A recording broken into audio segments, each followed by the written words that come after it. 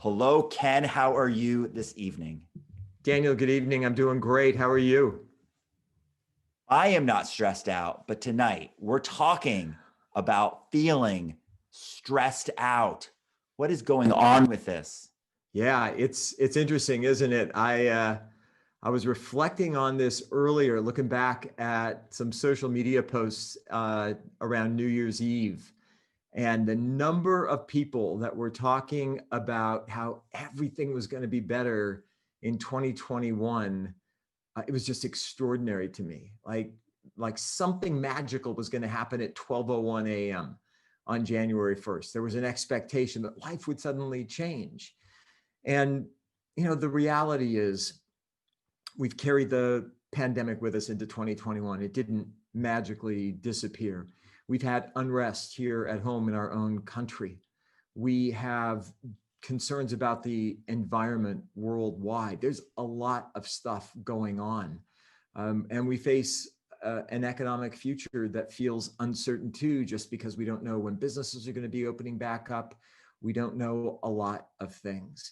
And so I think all of that is combining to just give people a sense of stress and overwhelm and not knowing what to do about it. And I think it poses a real challenge for company owners, for business owners dealing with their employees, or for managers or directors dealing with their teams. How do you help people navigate so many major things happening simultaneously and still be about the business of doing work? So that's what I think is going on. And that's what I want to explore with you tonight. So, a while back when the whole COVID thing started, there was a title that everyone was using, something about like the new normal. Well, we're now so far into this that nothing's new about it. It's just, I guess we could just call it the normal, right?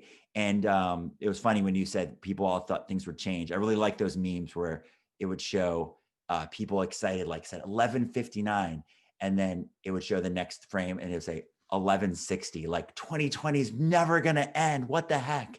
Right. And then I've seen people post other memes that I thought were really funny where they say something about how we're a couple weeks in now and how like somehow there was like a gift given to us. We got more weeks of 2020 still in the mix.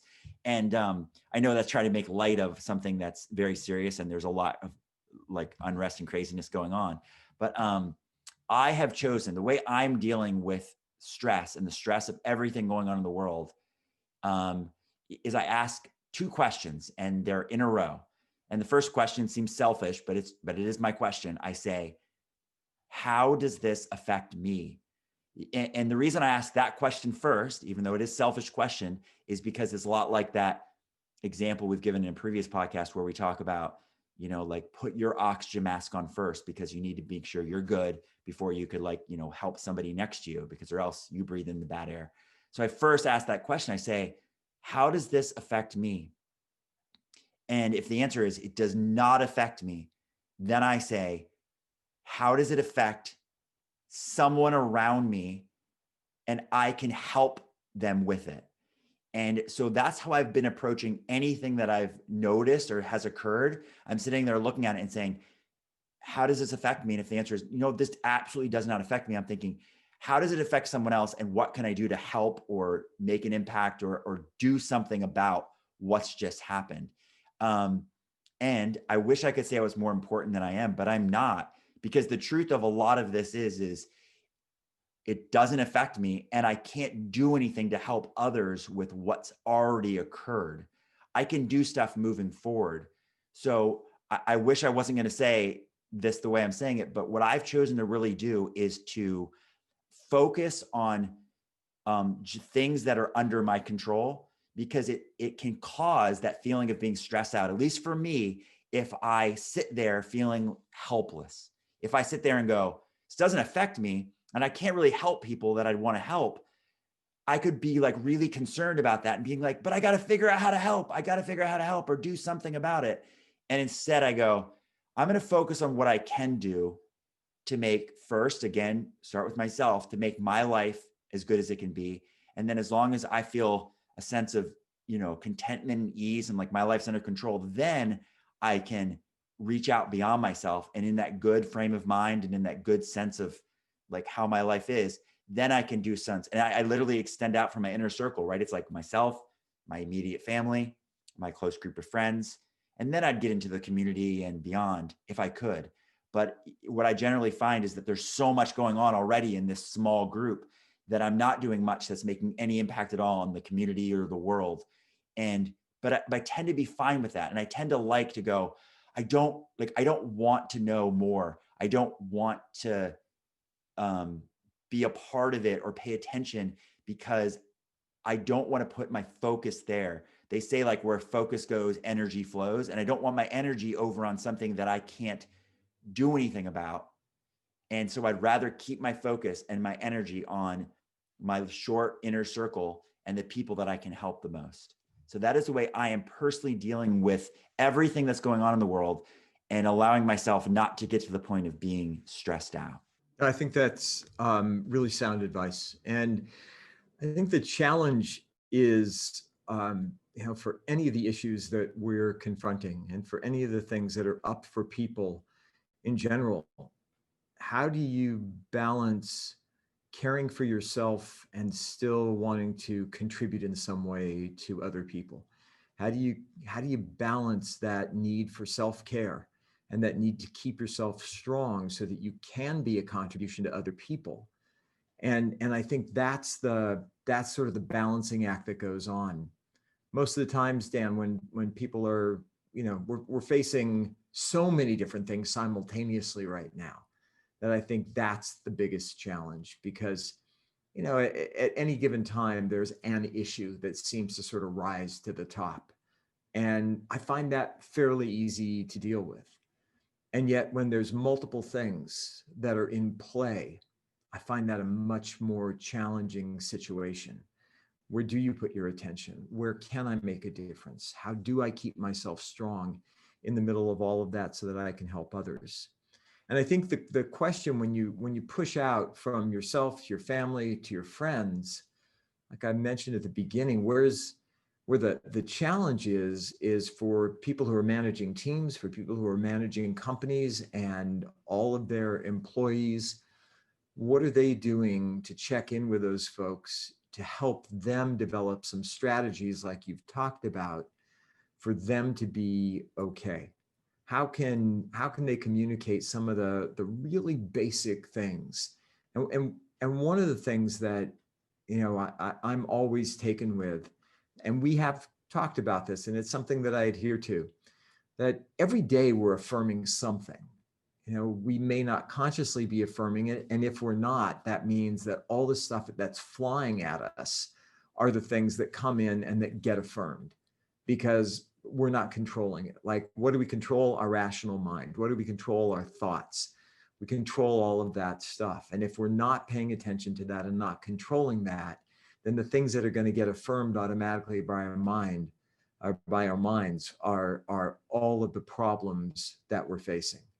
So we have an opportunity right there to filter out, or to correct and straighten up, if you will, all the stuff that's going on in the world around us.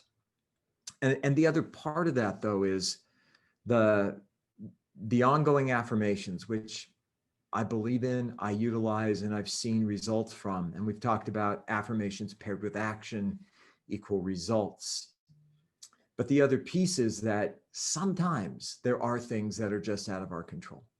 Sometimes there are things that are happening that we cannot change or shift.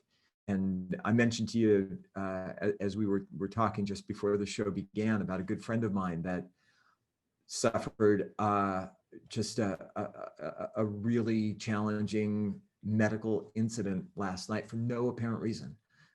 Young, healthy, and all of a sudden in the hospital, in surgery, and now in ICU on a breathing tube, not related to the pandemic. And the doctors are still trying to figure out what's happening. He's got a wife and 3 kids, and there's stuff that sometimes is just out of our control.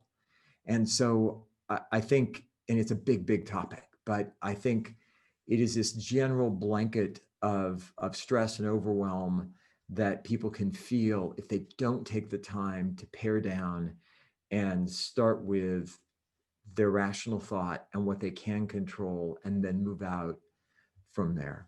So I was having a conversation with one of my uh, clients about, it was about sales, and we were just talking about choice. And my advice was narrow down the level of choice that your customers, clients have to three. That's why a lot of times people say good, better, best, small, medium, large, like keep it simple. And I always like that KISS principle, keep it simple, stupid.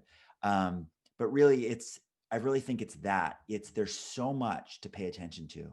There's so much to put your energy on that I really think people need to decide like what it really is, that serenity prayer question, like accept the things I cannot change the things I can, the wisdom to know the difference.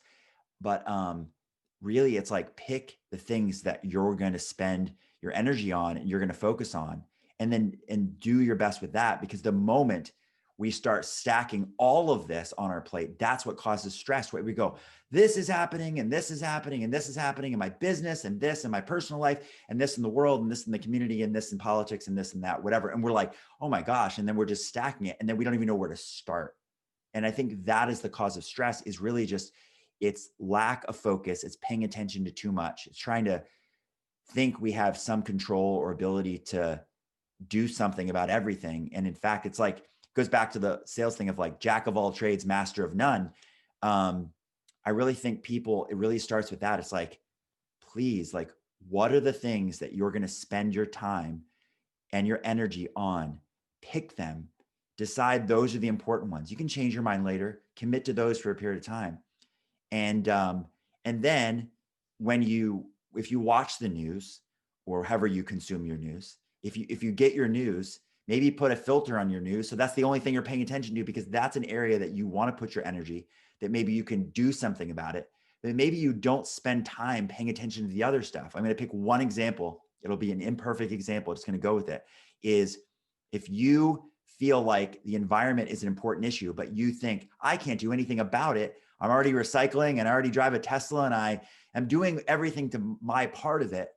Then maybe you put that aside, and that's not a place you spend your energy, because you can't do anything about what the rest of the world is doing about the environment, right? So maybe you say, I'm doing my part, I check that box, and now I'm going to spend my energy and focus on something else that I can do something about. So I think really it's my first like big piece of advice there would be, pick your battles, pick the things that you pay attention to, narrow it down and keep it simple and make it three: small, medium, large.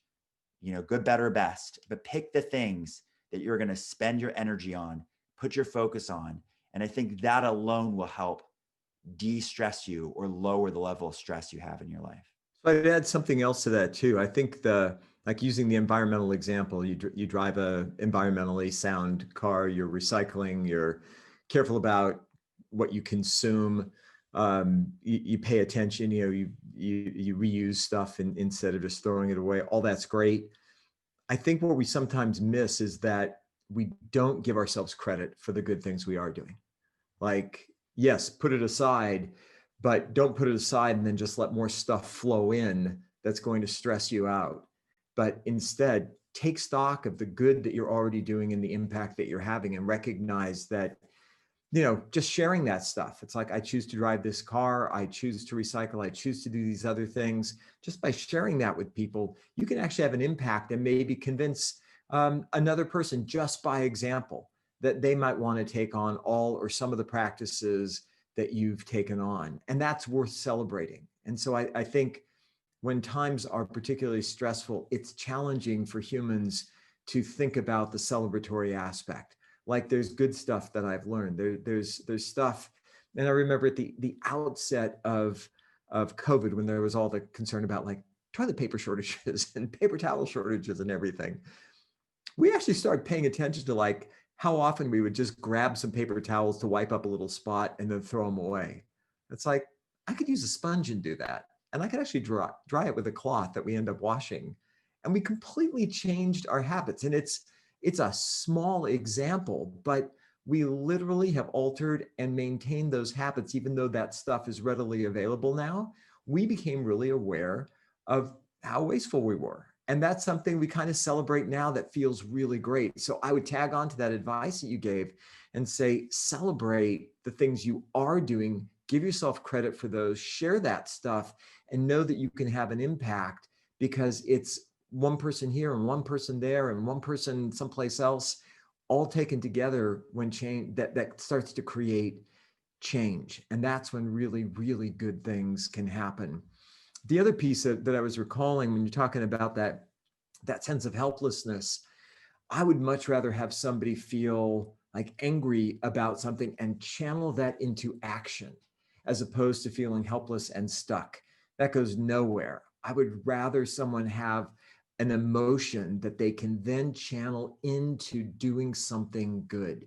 So what I would advise is like, don't stop at this upsets me or this angers me, but take it to that next step about I can make a phone call, I can help somebody out, I can contribute in some way, so I can take my upset, turn it into positive and constructive action, and by doing so, chalk it up to a win. So in companies specifically, because I think that's one of the places you started with is, you're hearing from companies and they're hearing from their employees, hopefully checking in with them and hearing about the level of stress that they're feeling over it. I think that it goes back to the same thing about put your oxygen mask on first.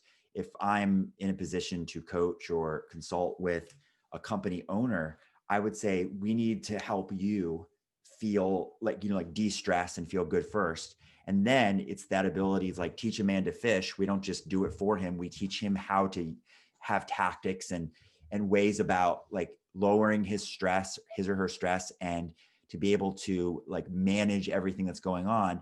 And then it's almost like train the trainer, right? Like teach the man to fish, that he can then go out and train his managers. And then, or maybe you step in and say, together, we're going to train your managers. And then we go down the list of helping each other, but it's that pay it forward. But I think it has to start at the top. So I think any business owner out there recognize it's not about putting ping pong tables and trying to be like Google, right? And have this amazing situation where it's like everyone gets free food and it's like we have a really fun environment and we kind of have a flexible work schedule.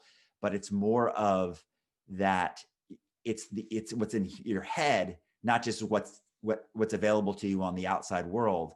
And so getting your mind right first enables you to give tools to like pay it forward down the line of management team, et cetera, down the line, and let other people have tools. But I think it starts with going, I'm not just trying to take care of everyone else first. Let me take care of myself. Let me understand this better. And then let me go ahead and pay it forward. I love that. And the notion of train the trainer, I think is a super powerful one. I was talking to an executive that I'm working with this week, and we talked about something that he coined called the tyranny of the positive, which I just thought was so telling. And he's like, I feel guilty if I come into work and I've got my team and they're feeling stressed, and I don't walk in with a huge smile on my face and be as positive as I can, even if I'm like torn up inside. And we talked about, it's okay to have a bad day. It's not okay to take that out on people. It's not okay to be passive aggressive about it. It's not okay to not communicate what's going on. But one of the healthiest things you could do, if somebody walked into your office and said, how you doing today? You could say, you know what? I'm having a tough day today. Today I'm just struggling a little bit. This is a rough one. And be open about it, be pleasant about it, but just that, so that you can actually let go of having to maintain a facade when it doesn't feel right. And it doesn't mean that you won't be pleasant, doesn't mean that you won't treat people with respect. It just models really good, honest, transparent communication. And it gives people the opportunity to say, yeah, I had a rough day last week. I know what it's like. It's cool because I made it through, but I just had to let myself have that. Had to let myself have that. And so I would counsel people, like, it's okay. You can have a bad day. You can have a bad moment in time, but be honest, open, and transparent about it. Ideally, talk with somebody you can trust. And this goes to company culture. If you're creating a culture and culture is just how work gets done. It's how people behave based on values. If you're creating a culture where people have that kind of freedom, It's a trusted environment. They know that it's safe, that everybody has each other's backs. And it's okay to come in and say, man, I had a great day today. I made the sale. I had a great day today. We closed the deal, and it's bigger than we ever thought. It's okay to do that. It's great to do that. It's also okay to say, I'm struggling a little today. And that's cool too. And in fact, that's probably the thing that I've seen shift people's culture the most, where they know they not only have permission, but it's encouraged to have that level of transparency, respect, uh, and support in communication one with another. And I would say avoid the pity party. I think people can have empathy and understanding for another situation without having to tell their part of the story. So there's a sales tactic called feel, felt, found. And it's saying like, Ken, I know how you feel because I once felt the same way. And then I found, I'm trying to give you some piece of advice. But I think there is an ability to not have to align because you totally get it, but you can have empathy and understanding for someone else.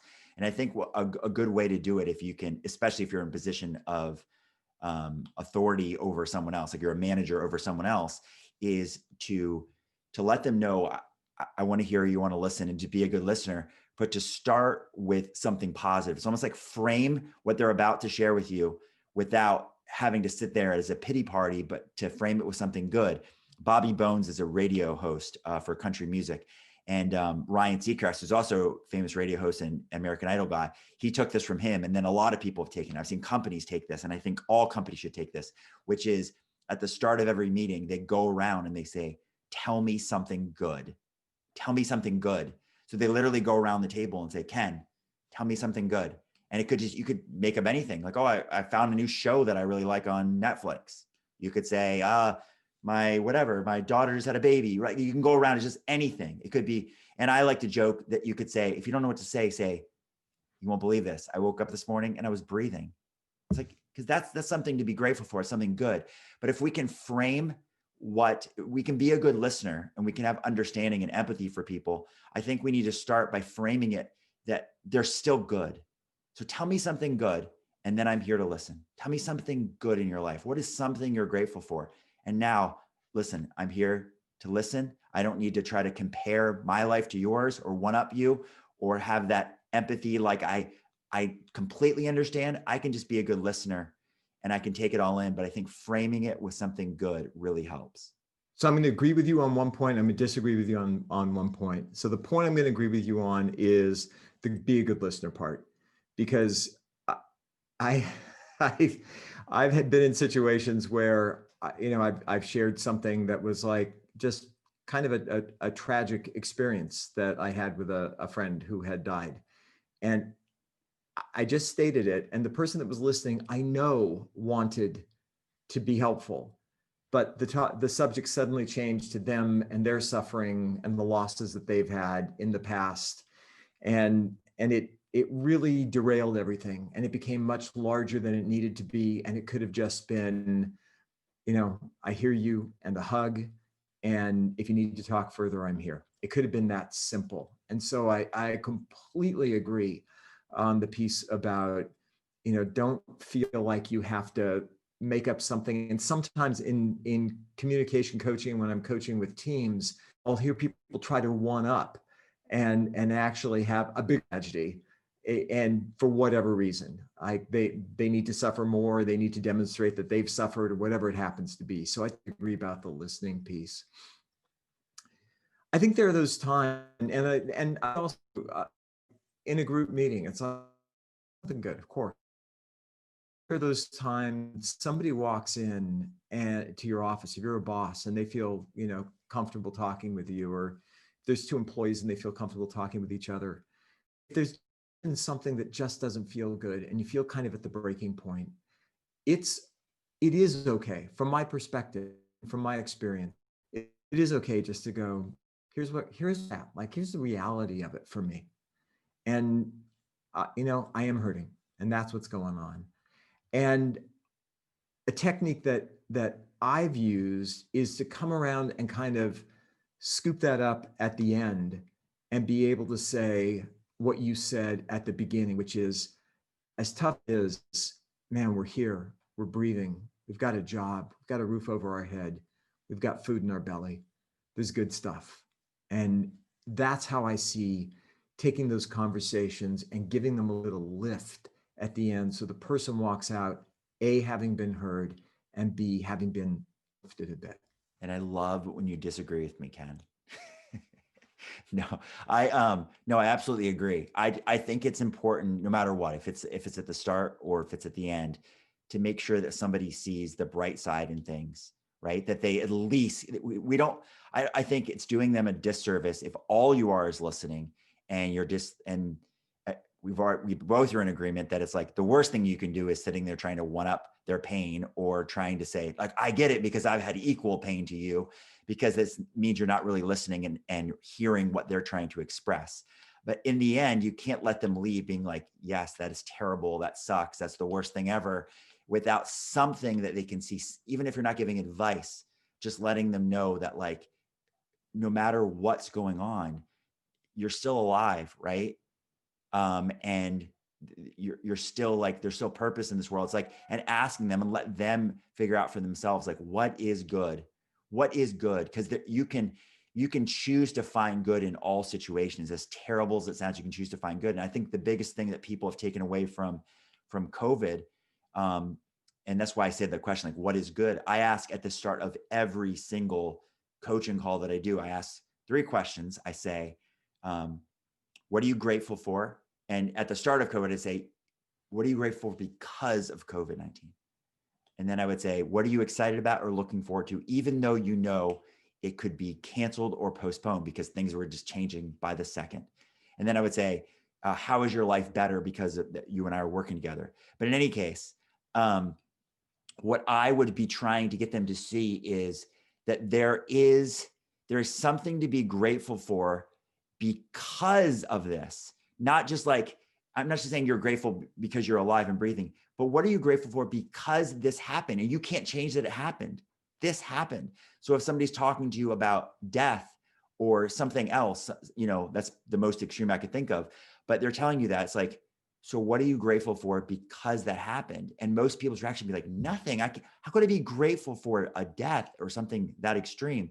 But the truth is, you can find something to be grateful for in everything. And the most common answer I would get for what are you grateful for because of COVID would be more time with family, because people hadn't realized how much time they were spending usually at their office or their extra activities after work and all the things they were doing. They weren't realizing how much time away from family they had until this put them there. And then they were right in front of their family. I'm sure that was also something they were frustrated by over many months of this, but they were like, wow, I am grateful for something. I'm grateful I get more time with my family. So I think in the face of extreme stress and feeling stressed out, that it's important, whoever is listening, that you ask them, what is great about this? What could you be grateful for? If you try to find something to be grateful for in the face of all of this stress and everything that's going on, what could it be? And helping them if they're not finding the answer, because I think it does the best good for them to allow them to leave and thinking about that thing that they could be grateful for. So I was thinking about friends of mine who have had their kids at home doing remote teaching and remote learning. And the number of them that have said, his teacher lied. He is not a joy to be around. not in the least. Kind of a pain in the ass sometimes. So I think that you're right. There's both sides to that, of course, but there's also, there's also that time factor, not to dwell on that too much, but the time factor. And this, again, Dan, this, this as well as I do, this presupposes a lot of things. This presupposes, a degree of privilege. This presupposes that people have jobs still. This presupposes all that stuff. And so I think we have to just be real about, like, you and I tend to coach with a particular demographic of people that generally fall into those categories where there's some resources there, so they have that to appreciate. So just to put that out there to people who are listening, because there are other more extreme situations too. But my husband has been remote teaching from home, and as stressful and challenging as it's been, to actually have your spouse with you during the day instead of to be away from them all day long. You know, what a great realization of like, man, I'm so grateful to be able to spend time with somebody I care and love so deeply. And that's a big plus as well. I think what all of this says to me too, and this is one of the last things I think that's showing up right now, because this could go for multiple episodes, but one of the things that's showing up for me is just how important it is to cultivate relationships. We talked about like the importance of relationships in sales and in business, the importance of relationships at work and developing good ones there, the importance of relationships at home, the importance of relationships in terms of friendships that you cultivate. This stuff that, and maybe this is one of the things that all of this has helped to put into place, is that there are so many things that really are out of our control, and that can be overwhelming. And if we have someone trusted that we can talk to, if we have a trusted friend, a trusted spouse, trusted whomever, that we can talk to about what's going on, that allows us to communicate in a way that's real and honest and true, that doesn't become self-indulgent, but that also looks at the stuff that's good in our lives. If you got somebody else to help you reflect that stuff back and forth, man, that's a richness that you can't put a price tag on.